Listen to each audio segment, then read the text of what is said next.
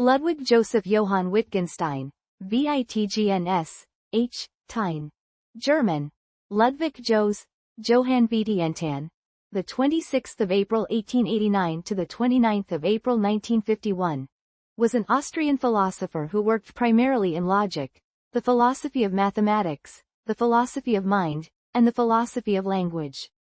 From 1929 to 1947, Wittgenstein taught at the University of Cambridge.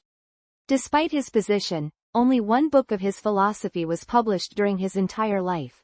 The 75-page Logisch-Philosophische Abhandlung, Logical-Philosophical Treatise, 1921, which appeared, together with an English translation, in 1922 under the Latin title Tractatus Logico-Philosophicus. His only other published works were an article, Some Remarks on Logical Form, 1929, a book review, and a children's dictionary. His voluminous manuscripts were edited and published posthumously. The first and best known of this posthumous series is the 1953 book Philosophical Investigations.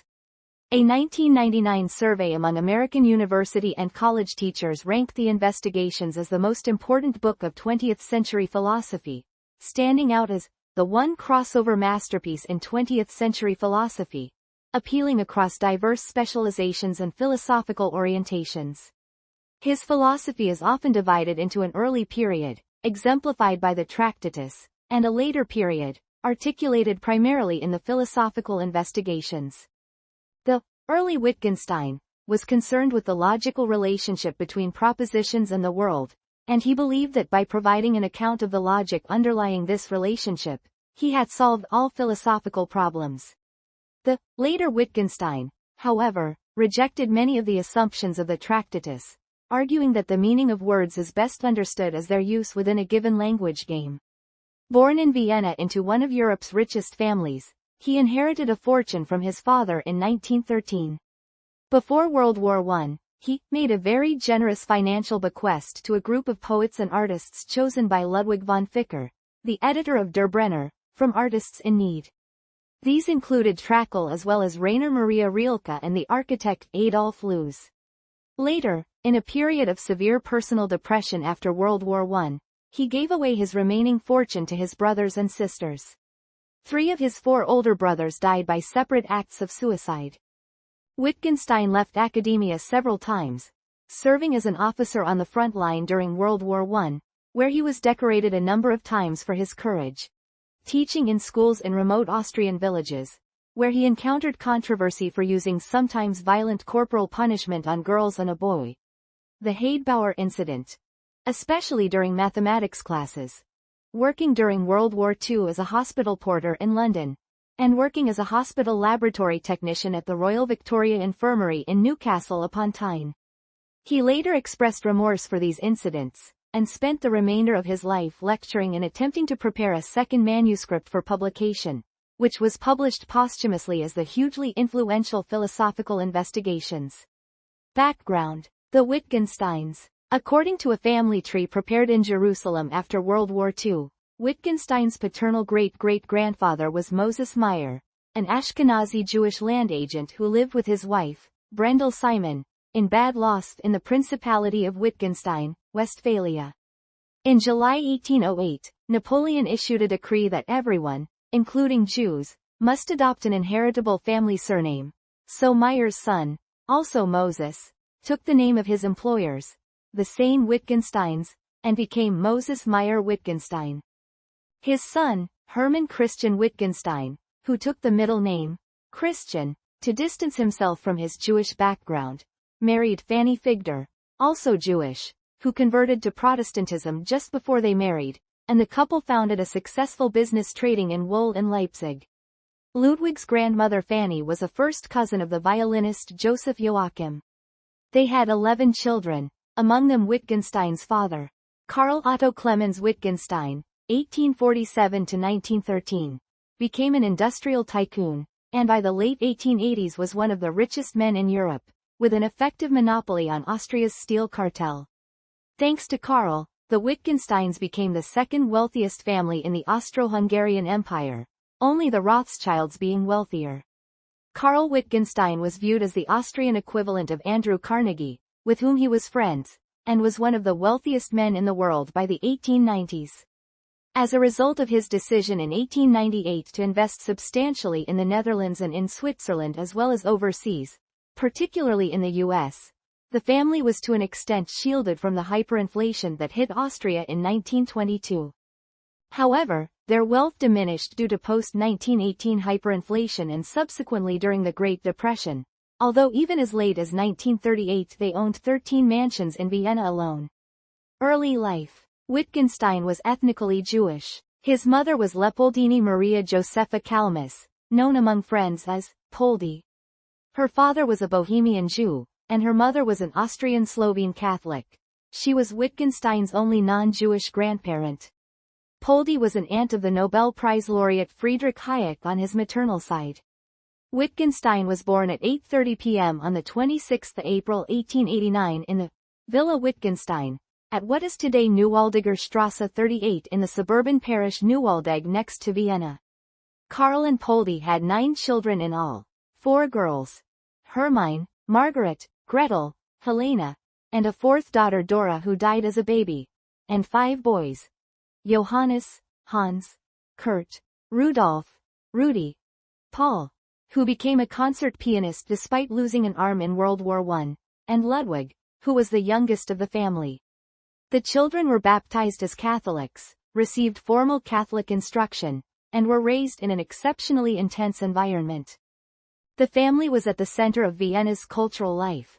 Bruno Walter described the life at the Wittgenstein's palace as an all-pervading atmosphere of humanity and culture. Karl was a leading patron of the arts, commissioning works by Auguste Rodin and financing the city's exhibition hall and art gallery, the Secession Building. Gustav Klimt painted a portrait of Wittgenstein's sister Margaret for her wedding, and Johannes Brahms and Gustav Mahler gave regular concerts in the family's numerous music rooms. Wittgenstein, who valued precision and discipline, never considered contemporary classical music acceptable. He said to his friend Drury in 1930, "Music came to a full stop with Brahms. And even in Brahms I can begin to hear the noise of machinery." Ludwig Wittgenstein himself had absolute pitch, and his devotion to music remained vitally important to him throughout his life.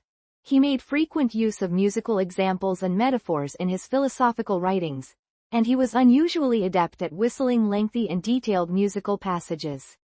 He also learned to play the clarinet in his 30s. A fragment of music, 3 bars, composed by Wittgenstein, was discovered in one of his 1931 notebooks, by Michael Netto, director of the Wittgenstein Institute in Cambridge. Family temperament and the brothers' suicides. Ray Monk writes that Karl's aim was to turn his sons into captains of industry. They were not sent to school lest they acquire bad habits, but were educated at home to prepare them for work in Karl's industrial empire. 3 of the 5 brothers later committed suicide. Psychiatrist Michael Fitzgerald argues that Karl was a harsh perfectionist who lacked empathy, and that Wittgenstein's mother was anxious and insecure, unable to stand up to her husband. Johannes Brahms said of the family, whom he visited regularly, "They seemed to act towards one another as if they were at court." The family appeared to have a strong streak of depression running through it.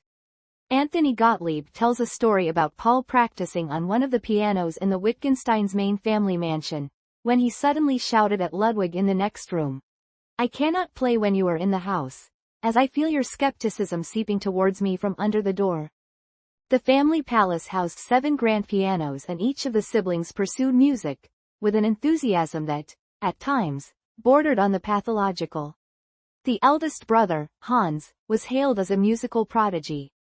At the age of 4, writes Alexander Waugh, Hans could identify the Doppler effect in a passing siren as a quarter-tone drop in pitch, and at 5 started crying, "Wrong! Wrong!" when 2 brass bands in a carnival played the same tune in different keys. But he died in mysterious circumstances in May 1902, when he ran away to the U.S. and disappeared from a boat in Chesapeake Bay, most likely having committed suicide. 2 years later, aged 22 and studying chemistry at the Berlin Academy, the 3rd eldest brother, Rudy, committed suicide in a Berlin bar. He had asked the pianist to play Thomas Koschat's Verlassen, Verlassen, Verlassen bin ich, Forsaken, Forsaken, Forsaken am I. before mixing himself a drink of milk and potassium cyanide. He had left several suicide notes, one to his parents that said he was grieving over the death of a friend, and another that referred to his perverted disposition. It was reported at the time that he had sought advice from the Scientific Humanitarian Committee, an organization that was campaigning against paragraph 175 of the German Criminal Code, which prohibited homosexual sex. Ludwig himself was a closeted homosexual, who separated sexual intercourse from love, despising all forms of the former. His father forbade the family from ever mentioning his name again. The second eldest brother, Kurt, an officer and company director, shot himself on the 27th of October 1918 just before the end of World War I, when the Austrian troops he was commanding refused to obey his orders and deserted en masse. According to Gottlieb, Hermine had said Kurt seemed to carry the germ of disgust for life within himself. Later, Ludwig wrote, "I ought to have become a star in the sky, instead of which I have remained stuck on earth." 1903 to 1906. Realschule in Linz. Realschule in Linz. Wittgenstein was taught by private tutors at home until he was 14 years old. Subsequently, for 3 years, he attended a school. After the deaths of Hans and Rudi, Karl relented, and allowed Paul and Ludwig to be sent to school. Waugh writes that it was too late for Wittgenstein to pass his exams for the more academic gymnasium in Wiener Neustadt. Having had no formal schooling, he failed his entrance exam and only barely managed after extra tutoring to pass the exam for the more technically oriented K.U.K. Realschule in Linz, a small state school with 300 pupils. In 1903, when he was 14, he began his 3 years of formal schooling there, lodging nearby in term time with the family of Dr. Joseph Strigel, a teacher at the local gymnasium, the family giving him the nickname Luki. On starting at the Realschule, Wittgenstein had been moved forward a year. Historian Bridget Hammond writes that he stood out from the other boys. He spoke an unusually pure form of High German with a stutter, dressed elegantly, and was sensitive and unsociable. Monk writes that the other boys made fun of him, singing after him. Wittgenstein wandelt wehmutig widriger Winde wegen Wienwarts, Wittgenstein wanders wistfully Viennawards, in Worsening Winds. In his leaving certificate, he received a top mark, 5, in religious studies, a 2 for conduct and English, 3 for French, geography, history, mathematics and physics, and 4 for German, chemistry, geometry and freehand drawing. He had particular difficulty with spelling and failed his written German exam because of it. He wrote in 1931, "My bad spelling in youth, up to the age of about 18 or 19, is connected with the whole of the rest of my character, my weakness in study." Faith. Wittgenstein was baptized as an infant by a Catholic priest and received formal instruction in Catholic doctrine as a child, as was common at the time. In an interview, his sister Gretel Stonborough Wittgenstein says that their grandfather's strong, severe, partly ascetic Christianity was a strong influence on all the Wittgenstein children. While he was at the Realschule, he decided he lacked religious faith and began reading Arthur Schopenhauer per Gretel's recommendation. He nevertheless believed in the importance of the idea of confession. He wrote in his diaries about having made a major confession to his oldest sister, Hermine, while he was at the Realschule. Monk speculates that it may have been about his loss of faith. He also discussed it with Gretel, his other sister, who directed him to Schopenhauer's The World as Will and Representation. As a teenager, Wittgenstein adopted Schopenhauer's epistemological idealism. However, after his study of the philosophy of mathematics, he abandoned epistemological idealism for Gottlob Frege's conceptual realism. In later years, Wittgenstein was highly dismissive of Schopenhauer, describing him as an ultimately shallow thinker. Schopenhauer is quite a crude mind. Where real depth starts, his comes to an end. Wittgenstein's relationship with Christianity and with religion in general, for which he always professed a sincere and devoted sympathy, changed over time, much like his philosophical ideas. In 1912, Wittgenstein wrote to Russell saying that Mozart and Beethoven were the actual sons of God. However, Wittgenstein resisted formal religion, saying it was hard for him to bend the knee. Though his grandfather's beliefs continued to influence Wittgenstein, as he said, "I cannot help seeing every problem from a religious point of view." Wittgenstein referred to Augustine of Hippo in his philosophical investigations. Philosophically, Wittgenstein's thought shows alignment with religious discourse. For example, he would become one of the century's fiercest critics of scientism. Wittgenstein's religious belief emerged during his service for the Austrian army in World War I, and he was a devoted reader of Dostoevsky's and Tolstoy's religious writings. He viewed his wartime experiences as a trial in which he strove to conform to the will of God, and in a journal entry from the 29th of April 1915, he writes, "Perhaps the nearness of death will bring me the light of life. May God enlighten me. I am a worm, but through God I become a man. God be with me. Amen." Around this time, Wittgenstein wrote that Christianity is indeed the only sure way to happiness, but he rejected the idea that religious belief was merely thinking that a certain doctrine was true. From this time on, Wittgenstein viewed religious faith as a way of living and opposed rational argumentation or proofs for God. With age, a deepening personal spirituality led to several elucidations and clarifications, as he untangled language problems in religion, attacking, for example, the temptation to think of God's existence as a matter of scientific evidence. In 1947, finding it more difficult to work, he wrote, "I have had a letter from an old friend in Austria, a priest. In it he says that he hopes my work will go well, if it should be God's will. Now that is all I want, if it should be God's will." In Culture and Value, Wittgenstein writes, "Is what I am doing, my work in philosophy, really worth the effort? Yes, but only if a light shines on it from above." His close friend Norman Malcolm wrote, Wittgenstein's mature life was strongly marked by religious thought and feeling. "I am inclined to think that he was more deeply religious than are many people who correctly regard themselves as religious believers." Toward the end, Wittgenstein wrote, Bach wrote on the title page of his Orgelbüchlein, "To the glory of the Most High God, and that my neighbor may be benefited thereby." That is what I would have liked to say about my work. Influence of Otto Weininger. While a student at the Realschule, Wittgenstein was influenced by Austrian philosopher Otto Weininger's 1903 book Geschlecht und Charakter, Sex and Character. Weininger, 1880–1903, who was Jewish, argued that the concepts male and female exist only as Platonic forms, and that Jews tend to embody the Platonic femininity. Whereas men are basically rational, women operate only at the level of their emotions and sexual organs. Jews, Weininger argued, are similar, saturated with femininity, with no sense of right and wrong, and no soul. Weininger argues that man must choose between his masculine and feminine sides, consciousness and unconsciousness, Platonic love and sexuality. Love and sexual desire stand in contradiction, and love between a woman and a man is therefore doomed to misery or immorality. The only life worth living is the spiritual one. To live as a woman or a Jew means one has no right to live at all. The choice is genius or death. Weininger committed suicide, shooting himself in 1903, shortly after publishing the book. Wittgenstein, then 14, attended Weininger's funeral. Many years later, as a professor at the University of Cambridge, Wittgenstein distributed copies of Weininger's book to his bemused academic colleagues. He said that Weininger's arguments were wrong, but that it was the way they were wrong that was interesting. In a letter dated the 23rd of August 1931, Wittgenstein wrote the following to G. E. Moore. "Dear Moore, thanks for your letter.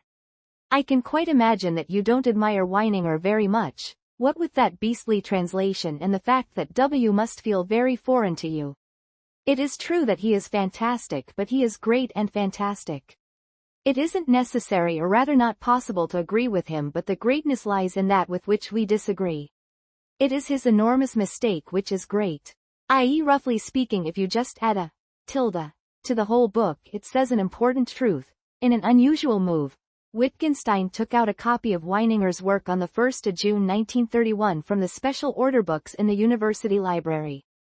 He met Moore on the 2nd of June, when he probably gave this copy to Moore. Jewish background in Hitler. Despite their and their forebears' Christianization, the Wittgensteins considered themselves Jewish. This was evident during the Nazi era, when Ludwig's sister was assured by an official that they wouldn't be considered as Jews under the racial laws.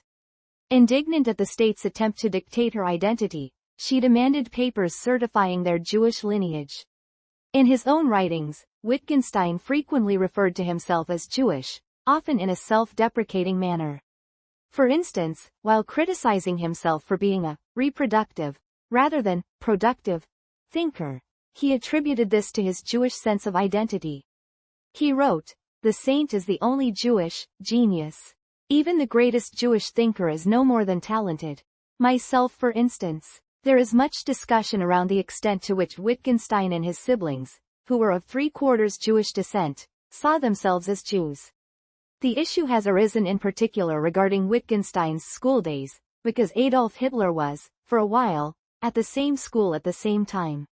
Lawrence Goldstein argues that it is overwhelmingly probable that the boys met each other and that Hitler would have disliked Wittgenstein, a stammering, precocious, precious, aristocratic upstart. Strathern flatly states they never met. Other commentators have dismissed as irresponsible and uninformed any suggestion that Wittgenstein's wealth and unusual personality might have fed Hitler's anti-Semitism, in part because there is no indication that Hitler would have seen Wittgenstein as Jewish. Wittgenstein and Hitler were born just 6 days apart, though Hitler had to resit his mathematics exam before being allowed into a higher class, while Wittgenstein was moved forward by one. So they ended up 2 grades apart at the Realschule. Munk estimates that they were both at the school during the 1904-1905 school year, but says there is no evidence they had anything to do with each other. Several commentators have argued that a school photograph of Hitler may show Wittgenstein in the lower left corner. While Wittgenstein would later claim that my thoughts are 100% Hebraic, as Hans Sluga has argued, if so, his was a self-doubting Judaism, which had always the possibility of collapsing into a destructive self-hatred, as it did in Weininger's case, but which also held an immense promise of innovation and genius. By Hebraic, he meant to include the Christian tradition, in contradistinction to the Greek tradition, holding that good and evil could not be reconciled. 1906 to 1913, University. Engineering at Berlin and Manchester. He began his studies in mechanical engineering at the Technische Hochschule Berlin in Charlottenburg, Berlin, on 23 October 1906, lodging with the family of Professor Dr. Jahls. He attended for 3 semesters, and was awarded a diploma, Abgangszeugnis, on 5 May 1908. During his time at the institute, Wittgenstein developed an interest in aeronautics.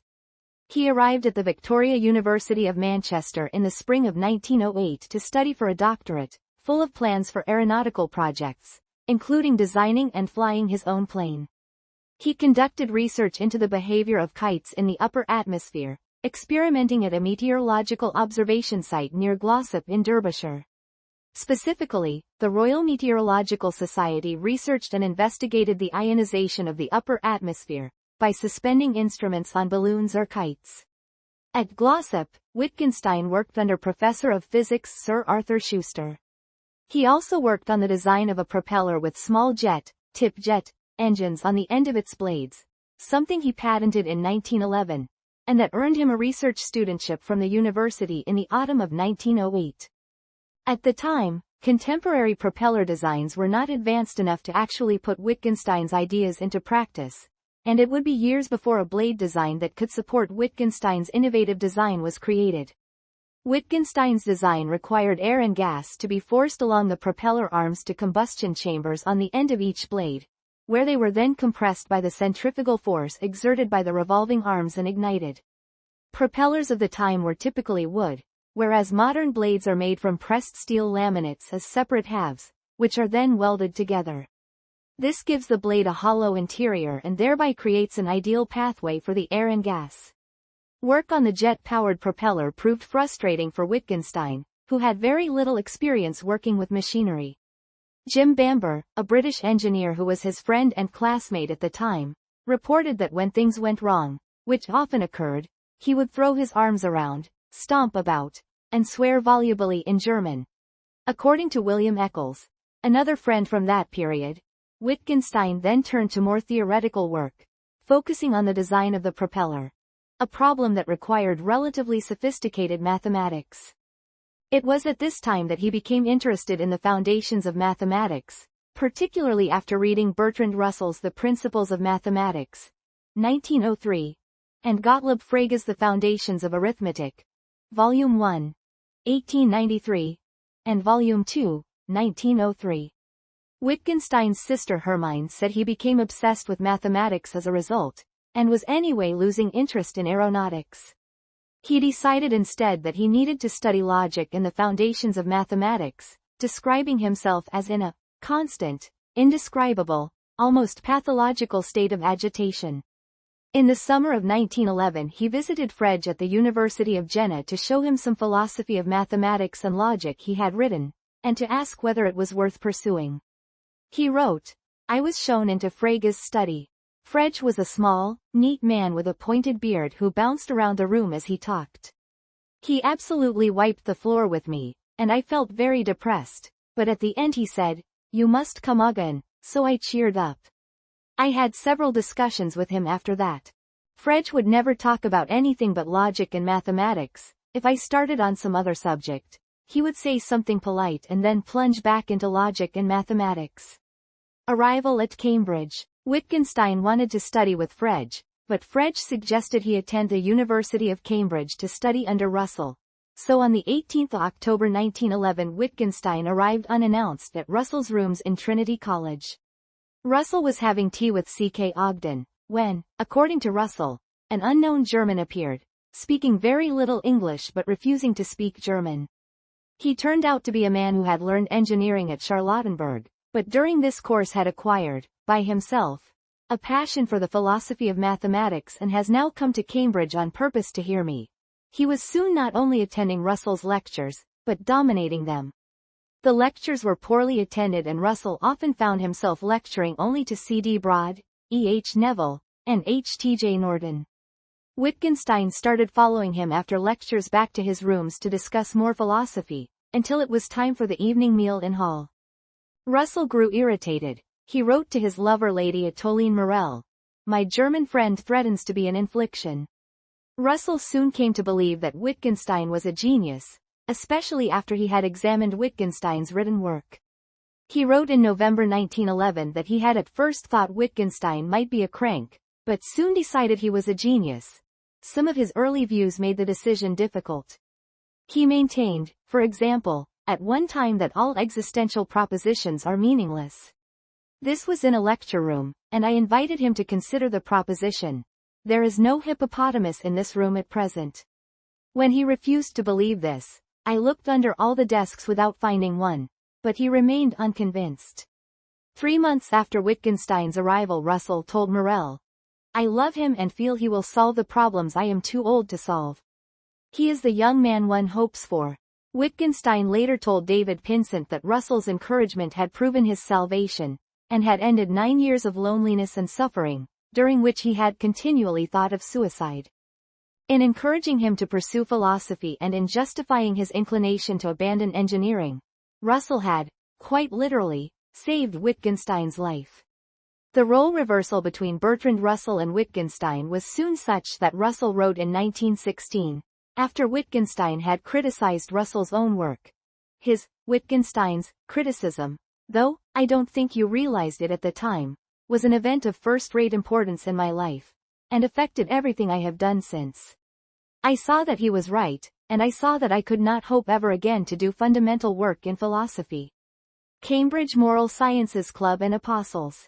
In 1912 Wittgenstein joined the Cambridge University Moral Sciences Club, an influential discussion group for philosophy dons and students, delivering his first paper there on the 29th of November that year. A 4-minute talk defining philosophy as all those primitive propositions which are assumed as true without proof by the various sciences. He dominated the society and for a time would stop attending in the early 1930s after complaints that he gave no one else a chance to speak.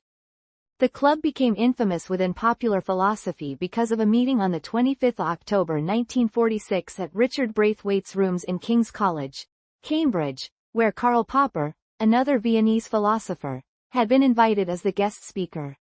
Popper's paper was, "Are There Philosophical Problems?", in which he struck up a position against Wittgenstein's, contending that problems in philosophy are real, not just linguistic puzzles as Wittgenstein argued.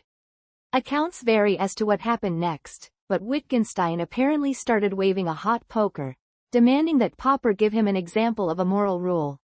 Popper offered one, not to threaten visiting speakers with pokers, at which point Russell told Wittgenstein he had misunderstood and Wittgenstein left. Popper maintained that Wittgenstein stormed out, but it had become accepted practice for him to leave early, because of his aforementioned ability to dominate discussion. It was the only time the philosophers, three of the most eminent in the 20th CE, were ever in the same room together. The minutes record that the meeting was charged to an unusual degree with a spirit of controversy. Cambridge Apostles. The economist John Maynard Keynes also invited him to join the Cambridge Apostles, an elite secret society formed in 1820, which both Bertrand Russell and G.E. Moore had joined as students. But Wittgenstein did not greatly enjoy it and attended only infrequently. Russell had been worried that Wittgenstein would not appreciate the group's raucous style of intellectual debate, its precious sense of humor, and the fact that the members were often in love with one another. He was admitted in 1912 but resigned almost immediately because he could not tolerate the style of discussion. Nevertheless, the Cambridge Apostles allowed Wittgenstein to participate in meetings again in the 1920s when he had returned to Cambridge. Reportedly, Wittgenstein also had trouble tolerating the discussions in the Cambridge Moral Sciences Club. Frustrations at Cambridge. Wittgenstein was quite vocal about his depression in his years at Cambridge, and before he went to war, on many an occasion, he told Russell of his woes. His mental anguish seemed to stem from two sources: his work and his personal life. Wittgenstein made numerous remarks to Russell about logic driving him mad. Wittgenstein also stated to Russell that he felt the curse of those who have half a talent. He later expressed this same worry and told of being in mediocre spirits due to his lack of progress in his logical work. Monk writes that Wittgenstein lived and breathed logic, and a temporary lack of inspiration plunged him into despair. Wittgenstein told of his work in logic affecting his mental status in an extreme way. However, he also told Russell another story. Around Christmas, in 1913, he wrote, "How can I be a logician before I'm a human being? For the most important thing is coming to terms with myself." He also told Russell on an occasion in Russell's rooms that he was worried about logic and his sins. Also, once upon arriving in Russell's rooms one night, Wittgenstein announced to Russell that he would kill himself once he left. Of things Wittgenstein personally told Russell, Ludwig's temperament was also recorded in the diary of David Pinsent. Pinsent wrote, "I have to be frightfully careful and tolerant when he gets these sulky fits, and I am afraid he is in an even more sensitive neurotic state just now than usual when talking about Wittgenstein's emotional fluctuations." Sexual orientation and relationship with David Pinsent. Wittgenstein had romantic relations with both men and women. He is generally believed to have fallen in love with at least 3 men, and had a relationship with the latter two: David Hume Pinsent in 1912, Francis Skinner in 1930, and Ben Richards in the late 1940s. He later claimed that, as a teenager in Vienna, he had had an affair with a woman. Additionally, in the 1920s Wittgenstein fell in love with a young Swiss woman, Marguerite Respinger, sculpting a bust modeled on her and seriously considering marriage, albeit on condition that they would not have children. She decided that he was not right for her. Wittgenstein's relationship with David Pinsent occurred during an intellectually formative period, and is well documented. Bertrand Russell introduced Wittgenstein to Pinsent in the summer of 1912. Pinsent was a mathematics undergraduate and a relation of David Hume, and Wittgenstein and he soon became very close. The men worked together on experiments in the psychology laboratory about the role of rhythm in the appreciation of music, and Wittgenstein delivered a paper on the subject to the British Psychological Association in Cambridge in 1912. They also traveled together, including to Iceland in September 1912. The expenses paid by Wittgenstein, including first-class travel, the hiring of a private train, and new clothes and spending money for Pinsent. In addition to Iceland, Wittgenstein and Pinsent traveled to Norway in 1913. In determining their destination, Wittgenstein and Pinsent visited a tourist office in search of a location that would fulfill the following criteria: a small village located on a fjord, a location away from tourists, and a peaceful destination to allow them to study logic and law. Choosing Oistes, Wittgenstein and Pinsent arrived in the small village on the 4th of September 1913. During a vacation lasting almost 3 weeks, Wittgenstein was able to work vigorously on his studies. The immense progress on logic during their stay led Wittgenstein to express to Pinsent his notion of leaving Cambridge and returning to Norway to continue his work on logic. Pinsent's diaries provide valuable insights into Wittgenstein's personality, sensitive, nervous, and attuned to the tiniest slight or change in mood from Pinsent. Pinsent also writes of Wittgenstein being absolutely sulky and snappish, at times, as well. In his diaries Pinsent wrote about shopping for furniture with Wittgenstein in Cambridge when the latter was given rooms in Trinity. Most of what they found in the stores was not minimalist enough for Wittgenstein's aesthetics. I went and helped him interview a lot of furniture at various shops. It was rather amusing. He is terribly fastidious and we led the shopman a frightful dance, Wittgenstein, sick, ejaculating, "No, beastly," to 90% of what he showed us. He wrote in May 1912 that Wittgenstein had just begun to study the history of philosophy. He expresses the most naive surprise that all the philosophers he once worshipped in ignorance are after all stupid and dishonest and make disgusting mistakes. The last time they saw each other was on the 8th October 1913 at Lordswood House in Birmingham, then residence of the Pinsent family. I got up at 6:15 to see Ludwig off. He had to go very early, back to Cambridge, as he has lots to do there. I saw him off from the house in a taxi at 7 o'clock, to catch a 7:30 a.m. train from New Street Station. It was sad parting from him. Wittgenstein left to live in Norway. 1913 to 1920. World War I and the Tractatus. Work on logic. Karl Wittgenstein died on the 20th of January 1913, and after receiving his inheritance Wittgenstein became one of the wealthiest men in Europe. He donated some of his money, at first anonymously, to Austrian artists and writers, including Rainer Maria Rilke and Georg Trakl. Trakl requested to meet his benefactor, but in 1914 when Wittgenstein went to visit, Trakl had killed himself. Wittgenstein came to feel that he could not get to the heart of his most fundamental questions while surrounded by other academics, and so in 1913 he retreated to the village of Skolden in Norway, where he rented the second floor of a house for the winter. He later saw this as one of the most productive periods of his life, writing Logic, Notes on Logic, the predecessor of much of the Tractatus. While in Norway, Wittgenstein learned Norwegian to converse with the local villagers, and Danish to read the works of the Danish philosopher Søren Kierkegaard. He adored the quiet seriousness of the landscape, but even Skolden became too busy for him. He soon designed a small wooden house which was erected on a remote rock overlooking the Edsvatnet lake just outside the village. The place was called Østerrik, Austria, by locals. He lived there during various periods until the 1930s, and substantial parts of his works were written there. The house was broken up in 1958 to be rebuilt in the village. A local foundation collected donations and bought it in 2014. It was dismantled again and re-erected at its original location. The inauguration took place on the 20th of June 2019 with international attendance. It was during this time that Wittgenstein began addressing what he considered to be a central issue in Notes on Logic, a general decision procedure for determining the truth value of logical propositions which would stem from a single primitive proposition. He became convinced during this time that the propositions of logic are generalizations of tautologies and all generalizations of tautologies are generalizations of logic. There are no other logical propositions. Based on this, Wittgenstein argued that propositions of logic express their truth or falsehood in the sign itself, and one need not know anything about the constituent parts of the proposition to determine it true or false. Rather, one simply need identify the statement as a tautology, true, a contradiction, false, or neither. The problem lay in forming a primitive proposition which encompassed this and would act as the basis for all of logic. As he stated in correspondence with Russell in late 1913, the big question now is, how must a system of signs be constituted in order to make every tautology recognizable as such in one and the same way? This is the fundamental problem of logic. The importance Wittgenstein placed upon this fundamental problem was so great that he believed if he did not solve it, he had no reason or right to live.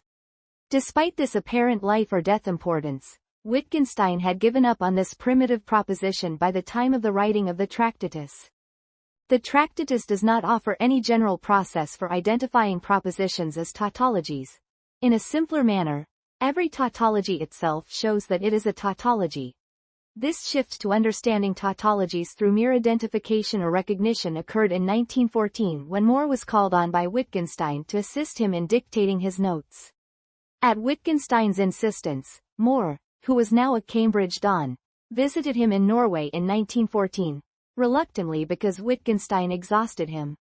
David Edmonds and John Idenau write that Wittgenstein regarded More, an internationally known philosopher, as an example of how far someone could get in life with absolutely no intelligence whatever.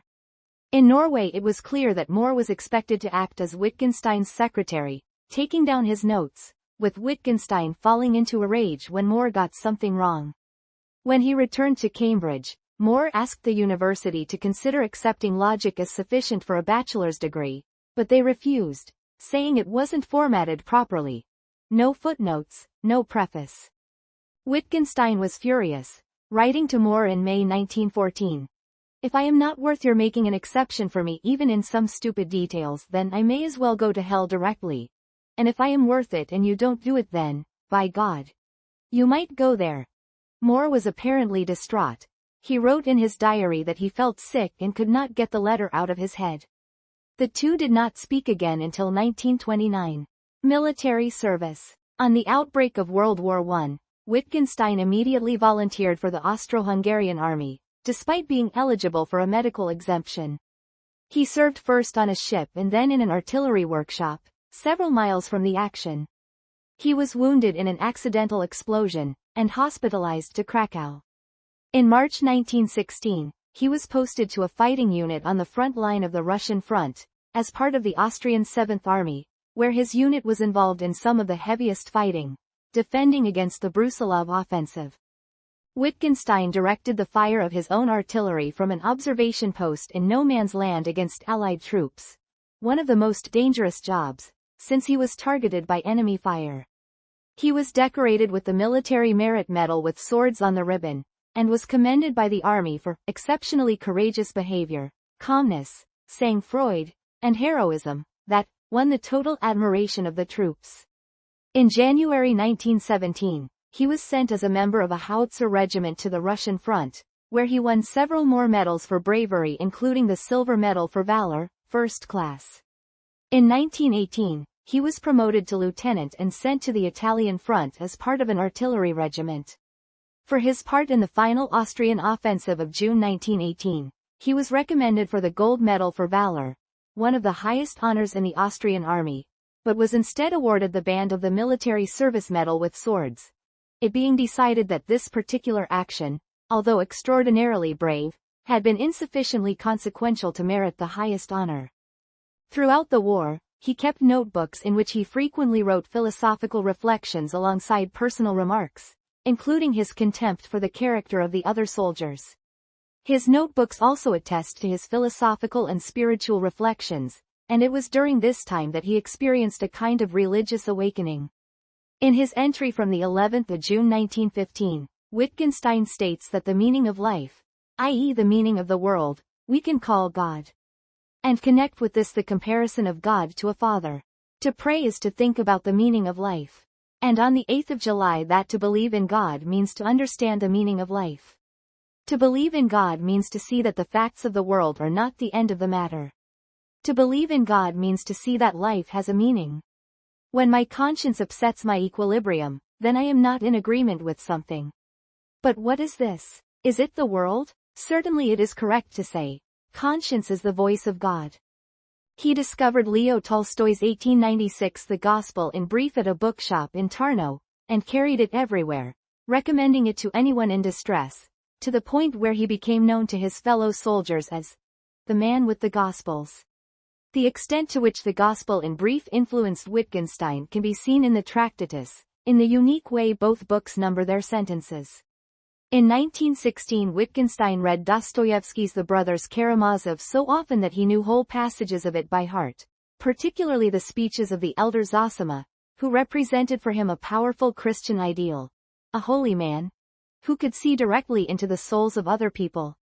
Ian King has suggested that Wittgenstein's writing changed substantially in 1916, when he started confronting much greater dangers during frontline fighting. Russell said he returned from the war a changed man, one with a deeply mystical and ascetic attitude.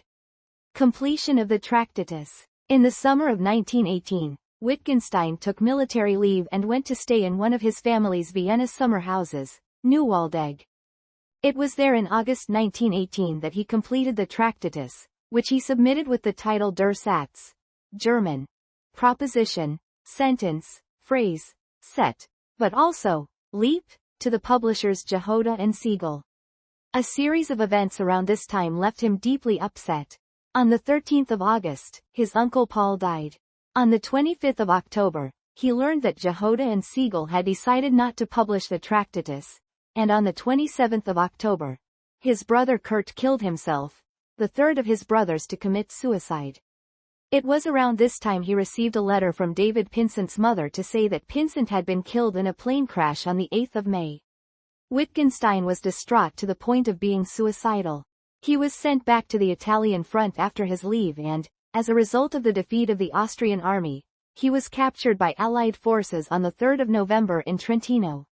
He subsequently spent 9 months in an Italian prisoner of war camp. He returned to his family in Vienna on the 25th of August 1919, by all accounts physically and mentally spent. He apparently talked incessantly about suicide, terrifying his sisters and brother Paul. He decided to do two things: to enroll in teacher training college as an elementary school teacher, and to get rid of his fortune. In 1914, it had been providing him with an income of 300,000 kronen a year, but by 1919 was worth a great deal more, with a sizable portfolio of investments in the United States and the Netherlands. He divided it among his siblings, except for Marguerite, insisting that it not be held in trust for him. His family saw him as ill and acquiesced. 1920 to 1928. Teaching, the Tractatus, Haus Wittgenstein. Teacher training in Vienna. In September 1919 he enrolled in the Lehrerbildungsanstalt, teacher training college, in the Kundmangasse in Vienna. His sister Hermine said that Wittgenstein working as an elementary teacher was like using a precision instrument to open crates, but the family decided not to interfere. Thomas Bernhard, more critically, wrote of this period in Wittgenstein's life: "The multi-millionaire as a village schoolmaster is surely a piece of perversity." Teaching posts in Austria. In the summer of 1920, Wittgenstein worked as a gardener for a monastery. At first he applied, under a false name, for a teaching post at Reichenau, was awarded the job, but he declined it when his identity was discovered. As a teacher, he wished to no longer be recognized as a member of the Wittgenstein family. In response, his brother Paul wrote, "It is out of the question, really completely out of the question, that anybody bearing our name and whose elegant and gentle upbringing can be seen 1,000 paces off, would not be identified as a member of our family. That one can neither simulate nor dissimulate anything including a refined education I need hardly tell you." In 1920, Wittgenstein was given his first job as a primary school teacher in Tradenbach, under his real name, in a remote village of a few hundred people. His first letters describe it as beautiful, but in October 1921, he wrote to Russell, "I am still at Tradenbach, surrounded, as ever, by odiousness and baseness. I know that human beings on the average are not worth much anywhere, but here they are much more good for nothing and irresponsible than elsewhere." He was soon the object of gossip among the villagers, who found him eccentric at best. He did not get on well with the other teachers. When he found his lodgings too noisy, he made a bed for himself in the school kitchen. He was an enthusiastic teacher, offering late-night extra tuition to several of the students, something that did not endear him to the parents, though some of them came to adore him. His sister Hermine occasionally watched him teach and said the students literally crawled over each other in their desire to be chosen for answers or demonstrations. To the less able, it seems that he became something of a tyrant. The first 2 hours of each day were devoted to mathematics, Hours that Monk writes some of the pupils recalled years later with horror. They reported that he caned the boys and boxed their ears, and also that he pulled the girls' hair. This was not unusual at the time for boys, but for the villagers he went too far in doing it to the girls too. Girls were not expected to understand algebra, much less have their ears boxed over it. The violence apart, Monk writes that he quickly became a village legend, shouting, "Krautsalat, coleslaw," i.e. shredded cabbage, when the headmaster played the piano, and nonsense, when a priest was answering children's questions. Publication of the Tractatus. While Wittgenstein was living in isolation in rural Austria, the Tractatus was published to considerable interest, first in German in 1921 as Logisch-Philosophische Bondlung, part of Wilhelm Ostwald's journal Annalen der Naturphilosophie, though Wittgenstein was not happy with the result and called it a pirate edition. Russell had agreed to write an introduction to explain why it was important, because it was otherwise unlikely to have been published. It was difficult if not impossible to understand, and Wittgenstein was unknown in philosophy. In a letter to Russell, Wittgenstein wrote, "The main point is the theory of what can be expressed, gesagt, by proposition, s, i.e. by language, and, which comes to the same thing, what can be thought, and what cannot be expressed by proposition, s, but only shown, gesagt, which, I believe, is the cardinal problem of philosophy." But Wittgenstein was not happy with Russell's help.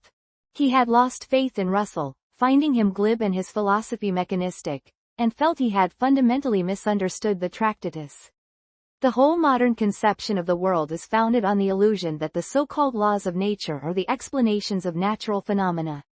Thus people today stop at the laws of nature, treating them as something inviolable, just as God and fate were treated in past ages. And in fact both were right and both wrong, though the view of the ancients is clearer insofar as they have an acknowledged terminus, while the modern system tries to make it look as if everything were explained. An English translation was prepared in Cambridge by Frank Ramsey, a mathematics undergraduate at King's commissioned by C.K. Ogden.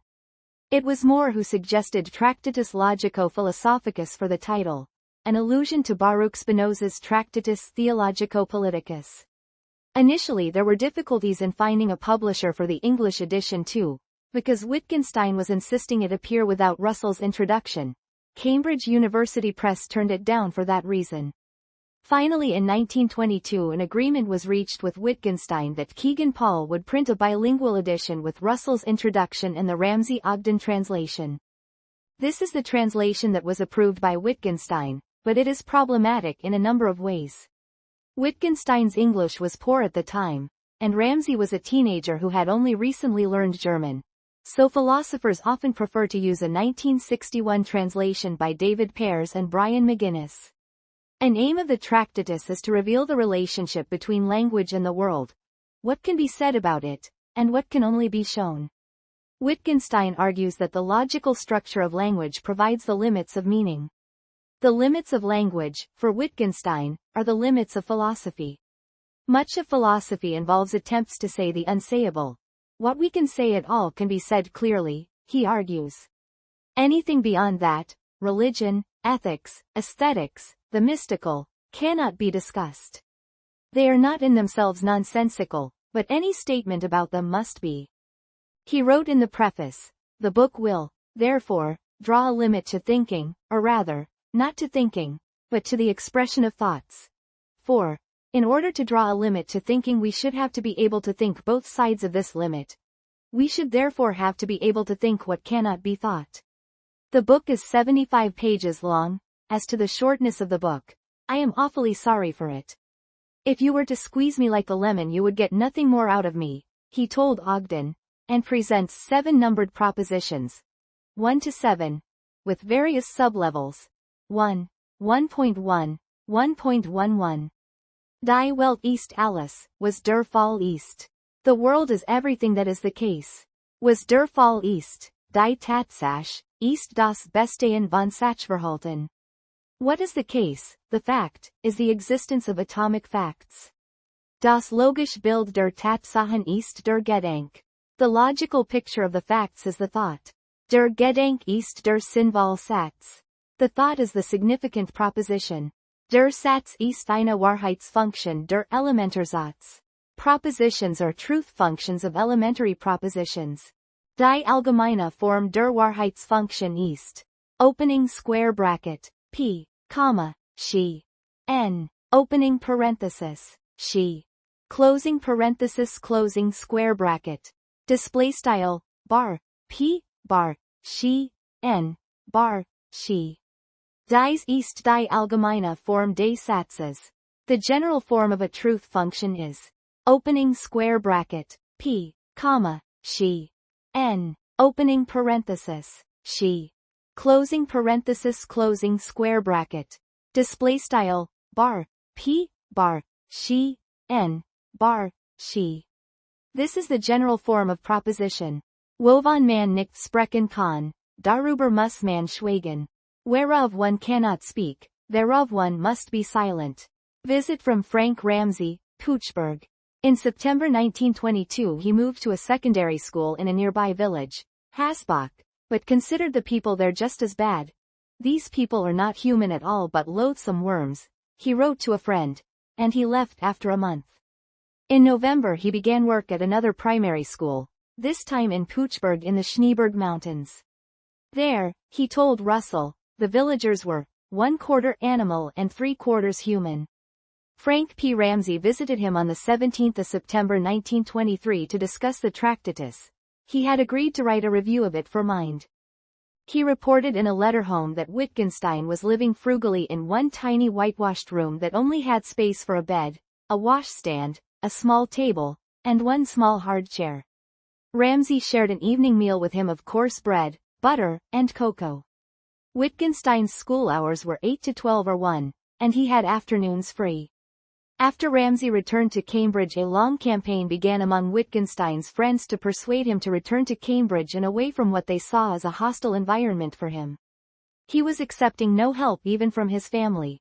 Ramsey wrote to John Maynard Keynes, Wittgenstein's family are very rich and extremely anxious to give him money or do anything for him in any way, and he rejects all their advances. Even Christmas presents or presents of invalids' food, when he is ill, he sends back. And this is not because they aren't on good terms but because he won't have any money he hasn't earned. It is an awful pity. Teaching continues. Otterthal. Standard Austrian German. Heidbauer incident. He moved schools again in September 1924, this time to Otterthal, near Trattenbach. The socialist headmaster, Joseph Putra, was someone Wittgenstein had become friends with while at Trattenbach.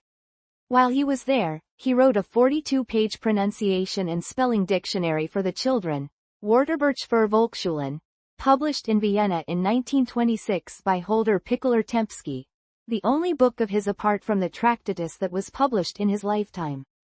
A first edition sold in 2005 for £75,000. In 2020, an English version entitled Word Book translated by art historian Bettina Funk and illustrated by artist, publisher Paul Chan was released. The Wörterbuch für Volksschulen is remarkable for its pluricentric conceptualization, decades before such linguistic approach existed. In Wittgenstein's preface to the Wörterbuch, which was withheld at the publisher's request but which survives in a 1925 typescript, Wittgenstein takes a clear stance for a standard Austrian German, which he aimed to document for elementary pupils in the text. Wittgenstein states, translated from the German, that the dictionary should include only words, but all such words, that are known to Austrian elementary students. Therefore it excludes many a good German word unusual in Austria. Wittgenstein is through his school dictionary one of the earliest proponents of a German with more than one standard variety. This is especially noteworthy in the German language context, in which expert debates over the status and relevance of standard varieties are so common that some speak of a one standard German axiom in that field today. Wittgenstein was taking a stance for multiple standards, against such an axiom, long before these debates ensued. An incident occurred in April 1926 and became known as Der Vorfall Heidbauer, the Heidbauer incident. Joseph Heidbauer was an 11-year-old pupil whose father had died and whose mother worked as a local maid. He was a slow learner, and one day Wittgenstein hit him 2 or 3 times on the head, causing him to collapse. Wittgenstein carried him to the headmaster's office, then quickly left the school, bumping into a parent, Herr Pieribauer, on the way out. Pieribauer had been sent for by the children when they saw Heidbauer collapse. Wittgenstein had previously pulled Pieribauer's daughter, Hermine, so hard by the ears that her ears had bled. Pieribauer said that when he met Wittgenstein in the hall that day, "I called him all the names under the sun. I told him he wasn't a teacher, he was an animal trainer. And that I was going to fetch the police right away." Pieribauer tried to have Wittgenstein arrested, but the village's police station was empty, and when he tried again the next day he was told Wittgenstein had disappeared. On the 28th of April 1926, Wittgenstein handed in his resignation to Wilhelm Kunt, a local school inspector, who tried to persuade him to stay. However, Wittgenstein was adamant that his days as a schoolteacher were over. Proceedings were initiated in May, and the judge ordered a psychiatric report. In August 1926, a letter to Wittgenstein from a friend, Ludwig Hansel, indicates that hearings were ongoing, but nothing is known about the case after that. Alexander Waugh writes that Wittgenstein's family and their money may have had a hand in covering things up. Waugh writes that Heidbauer died shortly afterwards of hemophilia. Monk says he died when he was 14 of leukemia. 10 years later, in 1936, as part of a series of confessions he engaged in that year, Wittgenstein appeared without warning at the village saying he wanted to confess personally and ask for pardon from the children he had hit. He visited at least 4 of the children, including Hermine Pieribauer, who apparently replied only with a yeah, though other former students were more hospitable. Monk writes that the purpose of these confessions was not to hurt his pride, as a form of punishment. It was to dismantle it, to remove a barrier, as it were, that stood in the way of honest and decent thought. Of the apologies, Wittgenstein wrote, "This brought me into more settled waters, and to greater seriousness." The Vienna Circle. The Tractatus was now the subject of much debate amongst philosophers, and Wittgenstein was a figure of increasing international fame. In particular, a discussion group of philosophers, scientists, and mathematicians, known as the Vienna Circle, had developed purportedly as a result of the inspiration they had been given by reading the Tractatus. While it is commonly assumed that Wittgenstein was a part of the Vienna Circle, in reality, this was not the case. German philosopher Oswald Hanfeling writes bluntly, Wittgenstein was never a member of the circle, though he was in Vienna during much of the time. Yet his influence on the circle's thought was at least as important as that of any of its members. Philosopher A. C. Grayling, however, contends that while certain superficial similarities between Wittgenstein's early philosophy and logical positivism led its members to study the Tractatus in detail and to arrange discussions with him, Wittgenstein's influence on the circle was rather limited. The fundamental philosophical views of circle had been established before they met Wittgenstein and had their origins in the British empiricists, Ernst Mach, and the logic of Frege and Russell. Whatever influence Wittgenstein did have on the circle was largely limited to Moritz Schlick and Friedrich Waismann and, even in these cases, had little lasting effect on their positivism. Grayling states that, it is no longer possible to think of the Tractatus as having inspired a philosophical movement, as most earlier commentators claimed. From 1926, Wittgenstein took part in many discussions with the members of the Vienna Circle. During these discussions it soon became evident that Wittgenstein held a different attitude towards philosophy from the members of the circle. For example, during meetings of the Vienna Circle, he would express his disagreement with the group's misreading of his work by turning his back to them and reading poetry aloud. In his autobiography, Rudolf Carnap describes Wittgenstein as the thinker who most inspired him. However, he also wrote that, there was a striking difference between Wittgenstein's attitude toward philosophical problems and that of Schlick and myself. Our attitude toward philosophical problems was not very different from that which scientists have toward their problems.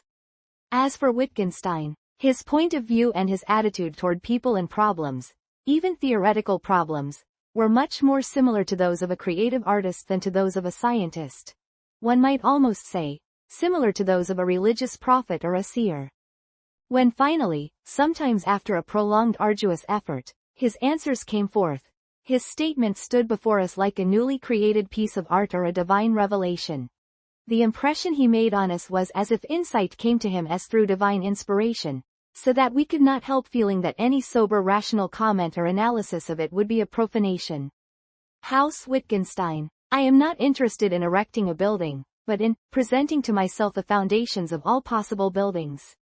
In 1926 Wittgenstein was again working as a gardener for a number of months, this time at the monastery of Hutteldorf, where he had also inquired about becoming a monk. His sister, Margaret, invited him to help with the design of her new townhouse in Vienna's Kundmangasse. Wittgenstein, his friend Paul Engelmann, and a team of architects developed a spare modernist house. In particular, Wittgenstein focused on the windows, doors, and radiators, demanding that every detail be exactly as he specified.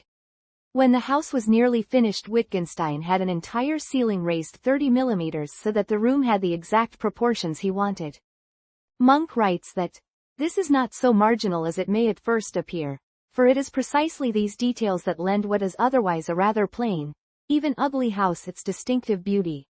It took him a year to design the door handles and another to design the radiators. Each window was covered by a metal screen that weighed 150 kilograms, 330 pounds, moved by a pulley Wittgenstein designed. Bernhard Leitner, author of The Architecture of Ludwig Wittgenstein, said there is barely anything comparable in the history of interior design. It is as ingenious as it is expensive. A metal curtain that could be lowered into the floor. The house was finished by December 1928 and the family gathered there at Christmas to celebrate its completion. Wittgenstein's sister Hermine wrote, "Even though I admired the house very much, it seemed indeed to be much more a dwelling for the gods." Wittgenstein said, "The house I built for Gretel is the product of a decidedly sensitive ear and good manners, and expression of great understanding. But primordial life, wild life striving to erupt into the open, that is lacking." Monk comments that the same might be said of the technically excellent, but austere, terracotta sculpture Wittgenstein had modeled of Marguerite Respinger in 1926, and that, as Russell first noticed, this, wild life striving to be in the open, was precisely the substance of Wittgenstein's philosophical work. 1929 to 1941. Fellowship at Cambridge. Ph.D. and Fellowship. According to Feigl, as reported by Monk, upon attending a conference in Vienna by mathematician L.E.J. Brouwer, Wittgenstein remained quite impressed, taking into consideration the possibility of a return to philosophy. At the urging of Ramsay and others, Wittgenstein returned to Cambridge in 1929. Keynes wrote in a letter to his wife, "Well, God has arrived. I met him on the 5.15 train." Despite this fame, he could not initially work at Cambridge as he did not have a degree, so he applied as an advanced undergraduate. Russell noted that his previous residency was sufficient to fulfill eligibility requirements for a Ph.D., and urged him to offer the Tractatus as his thesis. It was examined in 1929 by Russell and Moore. At the end of the thesis defense, Wittgenstein clapped the two examiners on the shoulder and said, "Don't worry, I know you'll never understand it." Moore wrote in the examiner's report, "I myself consider that this is a work of genius. But, even if I am completely mistaken and it is nothing of the sort, it is well above the standard required for the Ph.D. degree." Wittgenstein was appointed as a lecturer and was made a Fellow of Trinity College.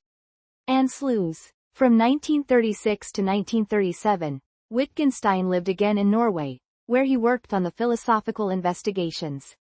In the winter of 1936, he delivered a series of confessions to close friends, most of them about minor infractions like white lies, in an effort to cleanse himself. In 1938, he traveled to Ireland to visit Maurice O'Connor Drury, a friend who became a psychiatrist, and considered such training himself, with the intention of abandoning philosophy for it. The visit to Ireland was at the same time a response to the invitation of the then Irish Taoiseach, Eamon de Valera, himself a former mathematics teacher. De Valera hoped Wittgenstein's presence would contribute to the Dublin Institute for Advanced Studies which he was soon to set up. While he was in Ireland in March 1938, Germany annexed Austria in the Anschluss. The Viennese Wittgenstein was now a Jew under the 1935 Nuremberg racial laws, because 3 of his grandparents had been born as Jews. He would also, in July, become by law a citizen of the enlarged Germany. The Nuremberg laws classified people as Jews, Wahljuden, if they had 3 or 4 Jewish grandparents, and as mixed blood, Mischling, if they had 1 or 2. It meant, among other things, that the Wittgensteins were restricted in whom they could marry or have sex with, and where they could work. After the Anschluss, his brother Paul left almost immediately for England, and later the U.S. The Nazis discovered his relationship with Hilde Schania, a brewer's daughter with whom he had had 2 children but whom he had never married, though he did later. Because she was not Jewish, he was served with a summons for Rassenschande, racial defilement. He told no one he was leaving the country, except for Hilde, who agreed to follow him. He left so suddenly and quietly that for a time people believed he was the 4th Wittgenstein brother to have committed suicide. Wittgenstein began to investigate acquiring British or Irish citizenship with the help of Keynes, and apparently had to confess to his friends in England that he had earlier misrepresented himself to them as having just 1 Jewish grandparent, when in fact he had 3. A few days before the invasion of Poland, Hitler personally granted Mischling status to the Wittgenstein siblings. In 1939 there were 2,100 applications for this, and Hitler granted only 12. Anthony Gottlieb writes that the pretext was that their paternal grandfather had been the bastard son of a German prince, which allowed the Reichsbank to claim foreign currency, stocks and 1,700 kilograms of gold held in Switzerland by a Wittgenstein family trust. Gretel, an American citizen by marriage, started the negotiations over the racial status of their grandfather, and the family's large foreign currency reserves were used as a bargaining tool. Paul had escaped to Switzerland and then the U.S. in July 1938, and disagreed with the negotiations, leading to a permanent split between the siblings. After the war, when Paul was performing in Vienna, he did not visit Hermine, who was dying there, and he had no further contact with Ludwig or Gretel. Professor of Philosophy. After G. E. Moore resigned the chair in philosophy in 1939, Wittgenstein was elected. He was naturalized as a British subject shortly after on 12 April 1939. In July 1939 he travelled to Vienna to assist Gretel and his other sisters, visiting Berlin for 1 day to meet an official of the Reichsbank. After this, he travelled to New York to persuade Paul, whose agreement was required, to back the scheme. The required Befreiung was granted in August 1939. The unknown amount signed over to the Nazis by the Wittgenstein family, a week or so before the outbreak of war, included amongst many other assets 1,700 kilograms of gold. There is a report Wittgenstein visited Moscow a second time in 1939, traveling from Berlin, and again met the philosopher Sofia Yanovskaya. Norman Malcolm, at the time a postgraduate research fellow at Cambridge, describes his first impressions of Wittgenstein in 1938. At a meeting of the Moral Science Club, after the paper for the evening was read and the discussion started, someone began to stammer a remark. He had extreme difficulty in expressing himself and his words were unintelligible to me. I whispered to my neighbor, "Who's that?" He replied, "Wittgenstein." I was astonished because I had expected the famous author of the Tractatus to be an elderly man, whereas this man looked young, perhaps about 35. His actual age was 49. His face was lean and brown, his profile was aquiline and strikingly beautiful, his head was covered with a curly mass of brown hair. I observed the respectful attention that everyone in the room paid to him. After this unsuccessful beginning he did not speak for a time but was obviously struggling with his thoughts. His look was concentrated, he made striking gestures with his hands as if he was discoursing. Whether lecturing or conversing privately, Wittgenstein always spoke emphatically and with a distinctive intonation. He spoke excellent English, with the accent of an educated Englishman, although occasional Germanisms would appear in his constructions. His voice was resonant. His words came out, not fluently, but with great force. Anyone who heard him say anything knew that this was a singular person. His face was remarkably mobile and expressive when he talked. His eyes were deep and often fierce in their expression. His whole personality was commanding, even imperial. Describing Wittgenstein's lecture program, Malcolm continues, "It is hardly correct to speak of these meetings as lectures, although this is what Wittgenstein called them. For one thing, he was carrying on original research in these meetings. Often the meetings consisted mainly of dialogue. Sometimes, however, when he was trying to draw a thought out of himself, he would prohibit, with a peremptory motion of the hand, any questions or remarks. There were frequent and prolonged periods of silence, with only an occasional mutter from Wittgenstein, and the stillest attention from the others. During these silences, Wittgenstein was extremely tense and active. His gaze was concentrated, his face was alive. His hands made arresting movements. His expression was stern. One knew that one was in the presence of extreme seriousness, absorption, and force of intellect. Wittgenstein was a frightening person at these classes. After work, the philosopher would often relax by watching westerns, where he preferred to sit at the very front of the cinema, or reading detective stories, especially the ones written by Norbert Davis. Norman Malcolm wrote that Wittgenstein would rush to the cinema when class ended. By this time, Wittgenstein's view on the foundations of mathematics had changed considerably. In his early 20s, Wittgenstein had thought logic could provide a solid foundation, and he had even considered updating Russell and Whitehead's Principia Mathematica. Now he denied there were any mathematical facts to be discovered. He gave a series of lectures on mathematics, discussing this and other topics, documented in a book, with lectures by Wittgenstein and discussions between him and several students, including the young Alan Turing, who described Wittgenstein as a very peculiar man. The two had many discussions about the relationship between computational logic and everyday notions of truth. Wittgenstein's lectures from this period have also been discussed by another of his students, the Greek philosopher and educator Hala Lambritis. Wittgenstein's teachings in the years 1940–1941 are used in the mid-1950s by Lambritis to write a long text in the form of an imagined dialogue with him, where she begins to develop her own ideas about resemblance in relation to language, elementary concepts and basic-level mental images.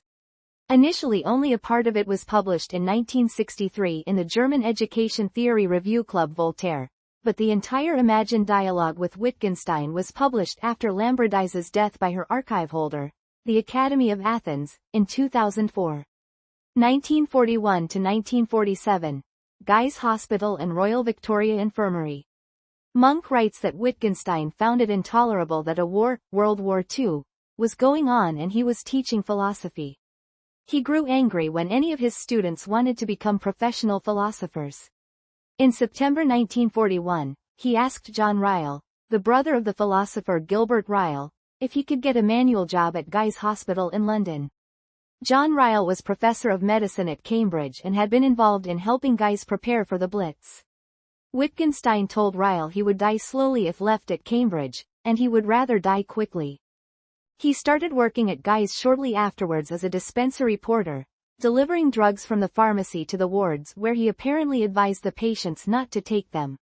In the new year of 1942, Ryle took Wittgenstein to his home in Sussex to meet his wife, who had been determined to meet him. His son recorded the weekend in his diary. Wink is awful strange, sick. Not a very good English speaker. Keeps on saying, I mean, and, it's tolerable, meaning intolerable. The hospital staff were not told he was one of the world's most famous philosophers, though some of the medical staff did recognize him. At least one had attended Moral Sciences Club meetings. But they were discreet. Good God, don't tell anybody who I am.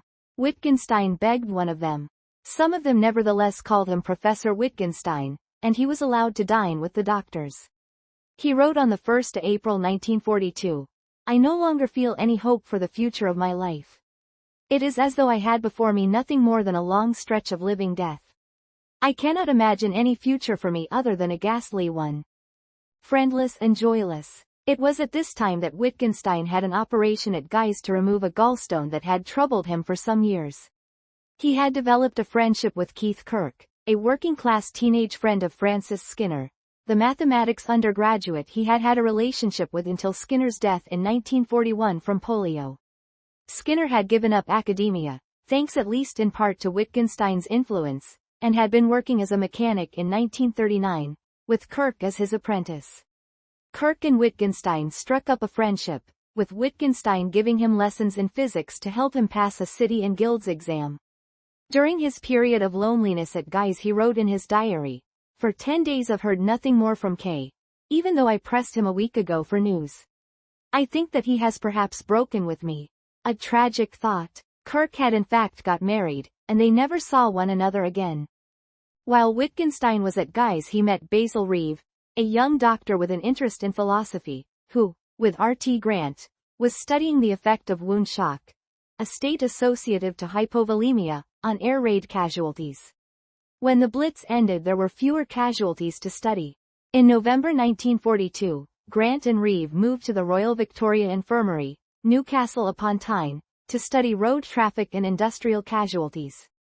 Grant offered Wittgenstein a position as a laboratory assistant at a wage of £4 per week, and he lived in Newcastle, at 28 Brambling Park, Jesmond, from the 29th of April 1943 until February 1944.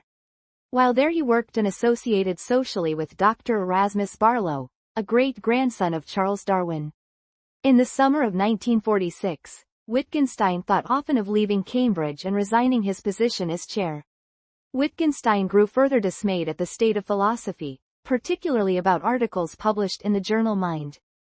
It was around this time that Wittgenstein fell in love with Ben Richards, who was a medical student, writing in his diary, "The only thing that my love for B has done for me is this. It has driven the other small worries associated with my position and my work into the background." On the 30th of September, Wittgenstein wrote about Cambridge after his return from Swansea. "Everything about the place repels me. The stiffness, the artificiality, the self-satisfaction of the people. The university atmosphere nauseates me." Wittgenstein had only maintained contact with Foraker, from Guy's Hospital, who had joined the army in 1943 after his marriage, only returning in 1947. Wittgenstein maintained frequent correspondence with Foraker during his time away, displaying a desire for Foraker to return home urgently from the war. In May 1947, Wittgenstein addressed a group of Oxford philosophers for the first time at the Jowett Society. The discussion was on the validity of Descartes' cogito ergo sum, where Wittgenstein ignored the question and applied his own philosophical method. Harold Arthur Pritchard, who attended the event, was not pleased with Wittgenstein's methods. Wittgenstein: "If a man says to me, looking at the sky, I think it will rain, therefore I exist, I do not understand him." Pritchard: "That's all very fine. What we want to know is the cogito valid or not?" 1947 to 1951, final years. Death is not an event in life. We do not live to experience death. If we take eternity to mean not infinite temporal duration but timelessness, then eternal life belongs to those who live in the present. Our life has no end in the way in which our visual field has no limits. Wittgenstein resigned the professorship at Cambridge in 1947 to concentrate on his writing, and in 1947 and 1948 travelled to Ireland, staying at Ross's Hotel in Dublin and at a farmhouse in Red Cross, County Wicklow, where he began the manuscript MS 137. Volume R. Seeking solitude, he moved to a holiday cottage in Rossrow overlooking Killary Harbour, Connemara, owned by Drury's brother. He also accepted an invitation from Norman Malcolm, then professor at Cornell University, to stay with him and his wife for several months at Ithaca, New York. He made the trip in April 1949, although he told Malcolm he was too unwell to do philosophical work. "I haven't done any work since the beginning of March and I haven't had the strength of even trying to do any." A doctor in Dublin had diagnosed anemia and prescribed iron and liver pills. The details of Wittgenstein's stay in the U.S. are recounted in Norman Malcolm's Ludwig Wittgenstein, a memoir. During his summer in the U.S., Wittgenstein began his epistemological discussions, in particular his engagement with philosophical skepticism, that would eventually become the final fragments on certainty. He returned to London, where he was diagnosed with an inoperable prostate cancer, which had spread to his bone marrow. He spent the next 2 months in Vienna, where his sister Hermine died on the 11th of February 1950. He went to see her every day, but she was hardly able to speak or recognize him. "Great loss for me and all of us," he wrote. "Greater than I would have thought." He moved frequently after Hermine's death, staying with various friends, to Cambridge in April 1950, where he stayed with G.H. von Wright, to London to stay with Rush Rhys, then to Oxford to see Elizabeth Anscombe, writing to Norman Malcolm that he was doing hardly any philosophy. He went to Norway in August with Ben Richards, then returned to Cambridge, where on the 27th of November he moved into Storey's End at 76 Storey's Way, the home of his doctor, Edward Bevan, and his wife Joan. He had told them he did not want to die in a hospital, so they said he could spend his last days in their home instead. Joan at first was afraid of Wittgenstein, but they soon became good friends. By the beginning of 1951, it was clear that he had little time left.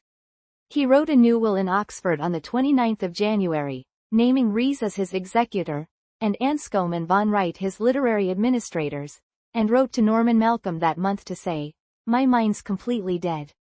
This isn't a complaint, for I don't really suffer from it. I know that life must have an end once and that mental life can cease before the rest does." In February, he returned to the Bevans' home to work on MS 175 and Mississippi 176. These and other manuscripts were later published as Remarks on Color and Uncertainty. He wrote to Malcolm on the 16th of April, 13 days before his death. "An extraordinary thing happened to me. About a month ago I suddenly found myself in the right frame of mind for doing philosophy. I had been absolutely certain that I'd never again be able to do it. It's the first time after more than 2 years that the curtain in my brain has gone up. Of course, so far I've only worked for about 5 weeks and it may be all over by tomorrow, but it bucks me up a lot now." Death. Wittgenstein began work on his final manuscript, MS 177, on the 25th of April 1951. It was his 62nd birthday on the 26th of April. He went for a walk the next afternoon, and wrote his last entry that day, the 27th of April. That evening, he became very ill. When his doctor told him he might live only a few days, he reportedly replied, "Good." Joan stayed with him throughout that night, and just before losing consciousness for the last time on the 28th of April, he told her, "Tell them I've had a wonderful life." Norman Malcolm describes this as a strangely moving utterance. 4 of Wittgenstein's former students arrived at his bedside: Ben Richards, Elizabeth Anscombe, Yorick Smithies, and Maurice O'Connor Drury. Anscombe and Smithies were Catholics, and, at the latter's request, a Dominican friar, Father Conrad Pepler, also attended. Wittgenstein had asked for a priest who was not a philosopher, and had met with Pepler several times before his death. They were at first unsure what Wittgenstein would have wanted, but then remembered he had said he hoped his Catholic friends would pray for him, so they did, and he was pronounced dead shortly afterwards. Wittgenstein was given a Catholic burial at Ascension Parish Burial Ground in Cambridge. Drury later said he had been troubled ever since about whether that was the right thing to do. In 2015 the Ledger gravestone was refurbished by the British Wittgenstein Society. On his religious views, Wittgenstein was said to be greatly interested in Catholicism, and was sympathetic to it, but did not consider himself to be a Catholic. According to Norman Malcolm, Wittgenstein saw Catholicism more as a way of life than as a set of beliefs he held, considering that he did not accept any religious faith. Wittgenstein has no goal to either support or reject religion. His only interest is to keep discussions, whether religious or not, clear. T. LeBron, 2006. Wittgenstein was said by some commentators to be agnostic, in a qualified sense. "I won't say, 'See you tomorrow,' because that would be like predicting the future, and I'm pretty sure I can't do that." 1953. Publication of the Philosophical Investigations. The Blue Book, a set of notes dictated to his class at Cambridge in 1933-1934, contains the seeds of Wittgenstein's later thoughts on language and is widely read as a turning point in his philosophy of language. Philosophical Investigations was published in 2 parts in 1953. Most of Part 1 was ready for printing in 1946, but Wittgenstein withdrew the manuscript from his publisher. The shorter Part 2 was added by his editors, Elizabeth Anscombe and Rush Ries. Wittgenstein asks the reader to think of language as a multiplicity of language games within which parts of language develop and function. He argues that the bewitchments of philosophical problems arise from philosophers' misguided attempts to consider the meaning of words independently of their context, usage, and grammar. What he called, language gone on holiday.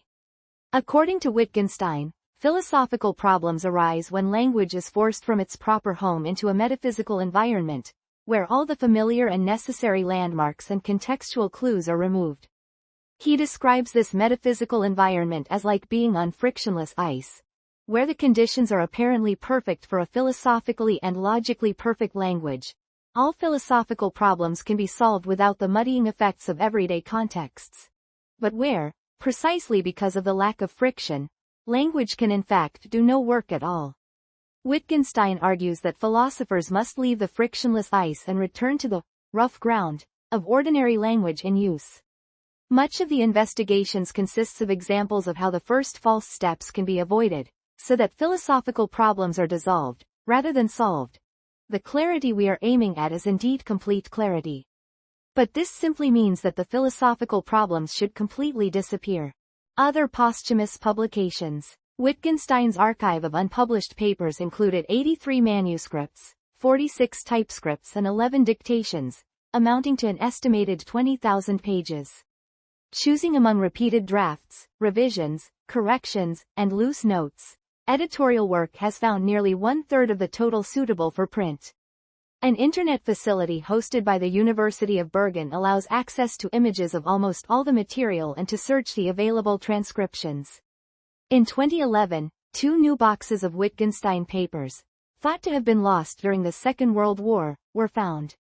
What became the Philosophical Investigations was already close to completion in 1951. Wittgenstein's 3 literary executors prioritized it, both because of its intrinsic importance and because he had explicitly intended publication. The book was published in 1953. At least 3 other works were more or less finished. 2 were already bulky typescripts, the Philosophical Remarks and Philosophical Grammar. Literary executor G. H. von Wright stated, "They are virtually completed works." But Wittgenstein did not publish them. The third was Remarks on Color. He wrote a fair amount on color concepts, and this material he did excerpt and polish, reducing it to a small compass. Legacy. Assessment. Bertrand Russell described Wittgenstein as, perhaps the most perfect example I have ever known of genius as traditionally conceived, passionate, profound, intense, and dominating.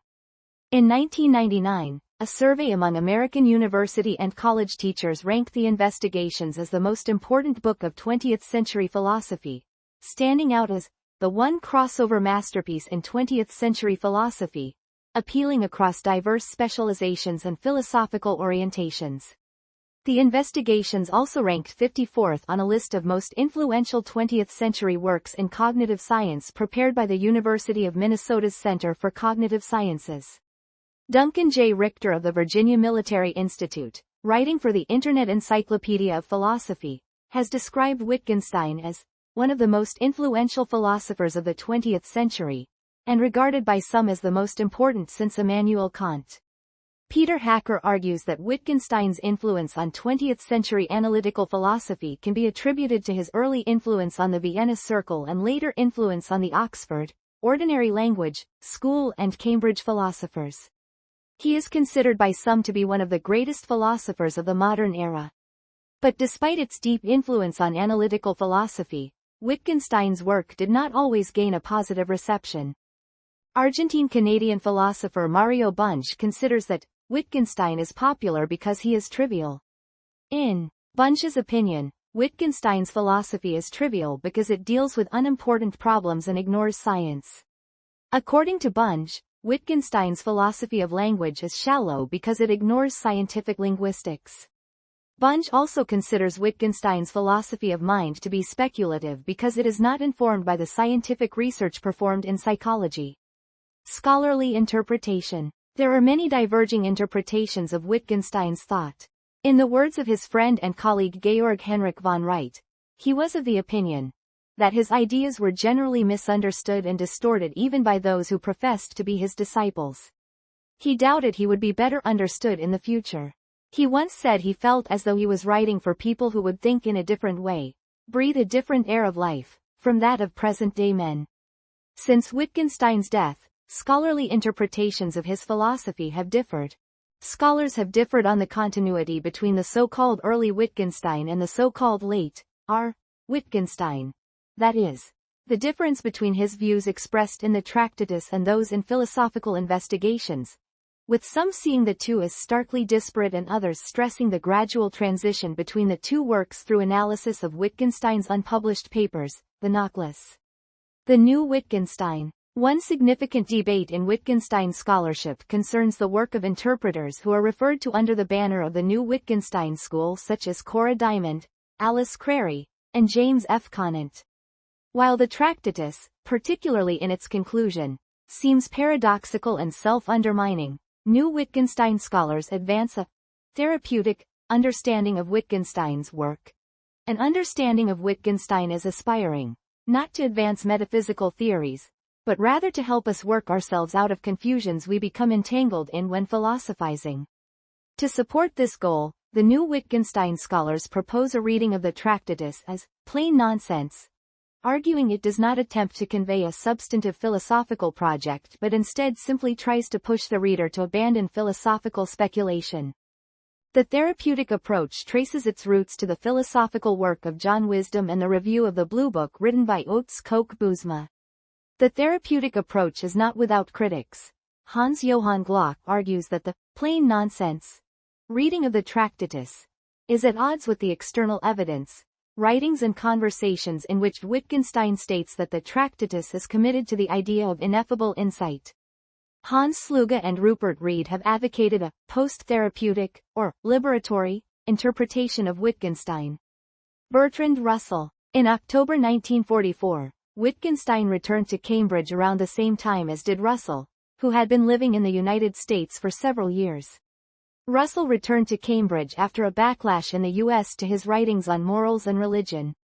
Wittgenstein said of Russell's works to Drury, "Russell's books should be bound in two colors. Those dealing with mathematical logic in red, and all students of philosophy should read them. Those dealing with ethics and politics in blue, and no one should be allowed to read them." Russell made similar disparaging comments about Wittgenstein's later work. I have not found in Wittgenstein's philosophical investigations anything that seemed to me interesting, and I do not understand why a whole school finds important wisdom in its pages. Psychologically, this is surprising. The earlier Wittgenstein, whom I knew intimately, was a man addicted to passionately intense thinking, profoundly aware of difficult problems of which I, like him, felt the importance, and possessed, or at least so I thought, of true philosophical genius. The later Wittgenstein, on the contrary, seems to have grown tired of serious thinking and to have invented a doctrine which would make such an activity unnecessary. I do not for one moment believe that the doctrine which has these lazy consequences is true. I realize, however, that I have an overpoweringly strong bias against it, for, if it is true, philosophy is, at best, a slight help to lexicographers, and at worst, an idle tea-table amusement.